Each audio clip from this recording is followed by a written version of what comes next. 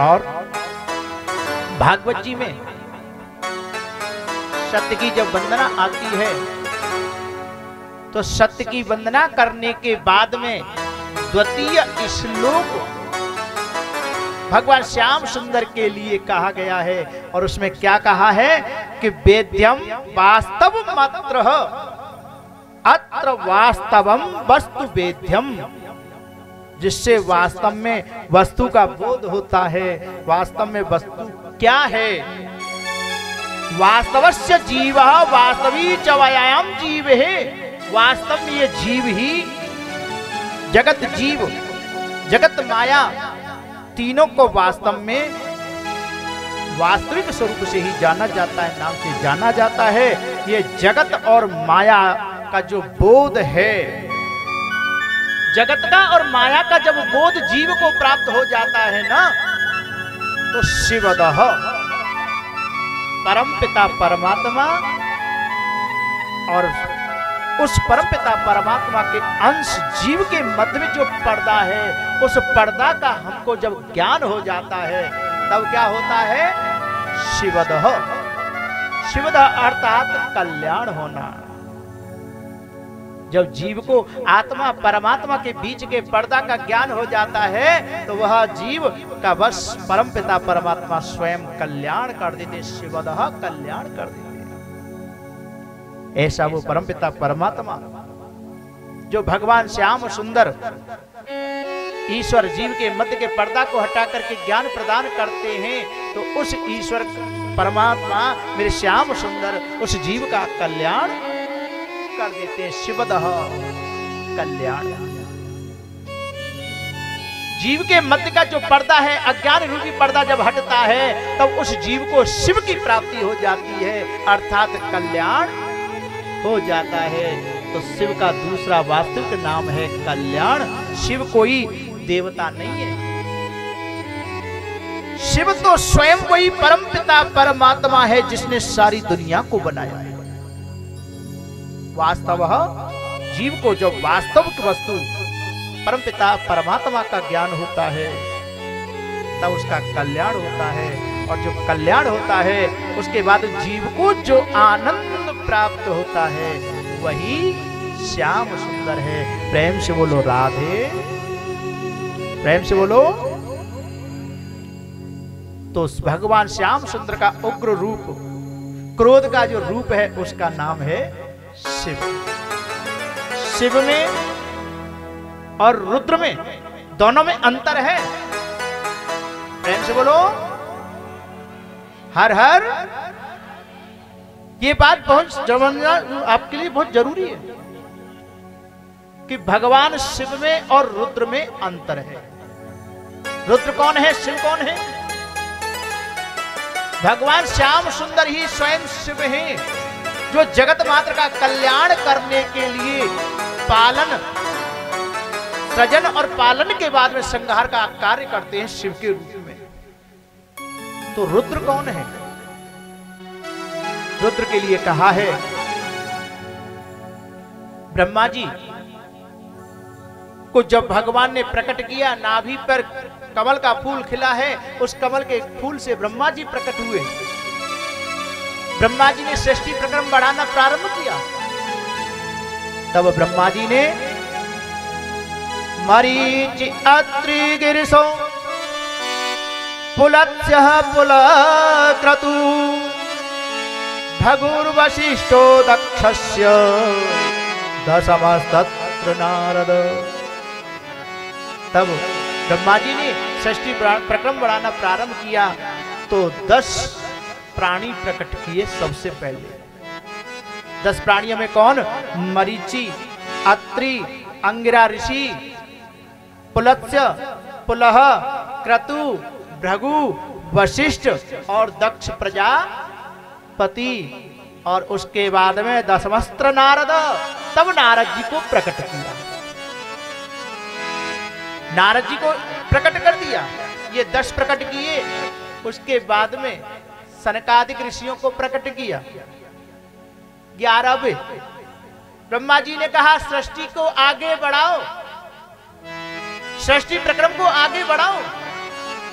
तो सबने मना कर दिया, और जब सबने मना कर दिया तो ब्रह्मा जी को बड़ा क्रोध आया। और जब ब्रह्मा जी को क्रोध आया ना, तो भगवान स्वयं परमपिता परमात्मा ब्रह्मा जी के क्रोध को लक्ष्य करके और रुद्र के रूप में प्रकट हो जाते हैं। रुद्र के रूप में प्रकट हो जाते हैं। लोग कहते हैं भगवान शिव प्रकट हुए, भगवान शिव प्रकट नहीं हुए, बल्कि परमपिता परमात्मा सारी सृष्टि को विनाश करने के लिए रुद्र के रूप में प्रकट होते हैं। स्वयं शिव ही रुद्र बनकर के आते हैं। स्वयं शिव तो है परमपिता परमात्मा, परंतु उनका प्रथम अवतार है रुद्र। प्रेम से बोलो हर हर हर हर। शिव देवता स्वयं परमपिता परमात्मा है, तत्व है, परम तत्व है, जिसे हम सुनना चाहते हैं, जानना चाहते हैं। उस परम तत्व को विष्णु पुराण विष्णु कहता है। उस परम तत्व को राम कथा राम कहती है। उस परम तत्व को देवी भागवत देवी कहती है। उस परम तत्व को गणेश पुराण आदि गणेश कहता है। उसी परम तत्व को शिव महापुराण शिव कहता है। वो परम तत्व का जो अवतार है, प्रथम अवतार है, वो अवतार है रुद्र का अवतार। तो भगवान शिव स्वयं परमपिता परमात्मा है और उनका अवतार है रुद्र। प्रेम से बोलो, प्रेम से बोलो हर हर। देखो यहां राधे राधे नहीं बोलना है। हाँ, ये भागवत कथा नहीं है। यहां जय माता भी नहीं बोलना है। यहां तो केवल एक ही आवाज गूंजनी है।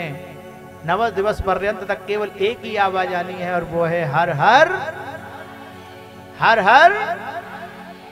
माताएं तो कुछ बोलती हैं, आपकी आवाज आती है यहां, परंतु इधर से थोड़ी अभी डाउन चल रहा है वॉल्यूम। अगर आपको मेरे साथ कंधे से कंधा मिलाकर के शिव महापुराण का आनंद लेना है, तो आपको मेरे कंधे से कंधा मिलाकर के हर हर महादेव तो बोलना पड़ेगा। क्यों बोलना पड़ेगा? उसका भी कारण है। अच्छा, मुझे एक चीज बताइए, मथुरा वृंदावन आप में से कौन कौन गया है? मथुरा वृंदावन जाकर मेरे बांके बिहारी का दर्शन किस किसने किया है? 1 2 3 4 बस। अच्छा चलो ठीक है, वृंदावन की बात नहीं करते भाई। अच्छा, बाबा देवघर में जाकर के बैद्यनाथ बाबा का दर्शन किस किसने किया है? बस, बाकी लोगों ने क्या किया है? तो हाथ उठाने में शर्म कैसी भाई? चलो कोई बात नहीं। भीड़ रहता है, भीड़ रहता कि नहीं रहता है? तो भीड़ में लाइन से जाके दर्शन करते हो, धक्का मुक्की खा के करते हो? लाइन से। पर तो देखो, भोले बाबा लाइन लगा के दर्शन देते हैं, पर मेरा बांके बिहारी कभी लाइन लगा के दर्शन नहीं देता। मेरा बांके बिहारी तो ये कहता है कि मेरा दरबार खुला है, जितने को आना एक साथ में आओ, मैं सबको एक साथ में दर्शन। जय हो। प्रेम से बोलो। उसका कारण है क्योंकि मेरे श्याम सुंदर सौम्य रूप है, और भोलेनाथ उनके आवेश के रूप है। भोले बाबा के दरबार में अनुशासन है। भोले बाबा के दरबार में अनुशासन। और ये मैं अपनी तरफ से नहीं कह रहा हूं। मुझे एक चीज बताइए, भोले बाबा का वाहन कौन है? भोले बाबा का वाहन नंदी अर्थात सांड है, और माता पार्वती का वाहन शेर।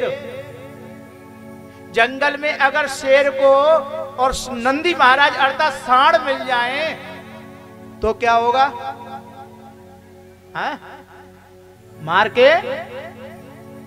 परंतु वही शेर जब भोलेनाथ के दरबार में विराजता है तो शेर नंदी के प्रति जो उसका व्यवहार बनता है वो बदल जाता है।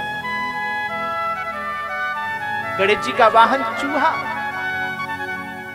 और मेरे भोले बाबा के गले में नागराज विराजे। जंगल में अगर कोई चूहा और सर्प को मिल जाए मार के तुरंत खा जाता है, परंतु सर्प मेरे भोले बाबा के दरबार में इतनी अनुशासन से रहते हैं कि कितने भी चूहा आए कोई फर्क कोई अंतर नहीं पड़ता। प्रेम से बोलो हर हर। अच्छा, कार्तिकेय जी का वाहन है मोर। मोर, हाँ, पिकॉक।